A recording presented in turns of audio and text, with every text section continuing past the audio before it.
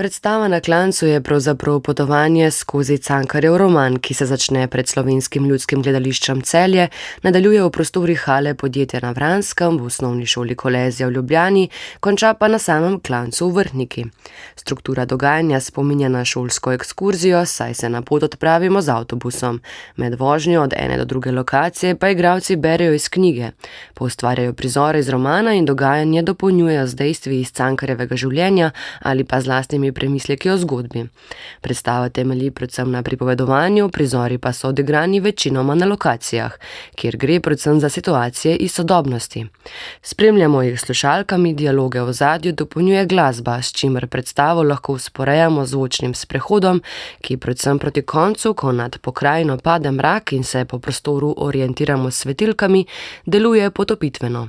So postavitvi današnjih razrednih problemov s Cankarjevim časom sicer manjka globlji premislek in več vzporednic, dialogi med igralci pa hitro zaidejo v prosti tek in ponavljanje.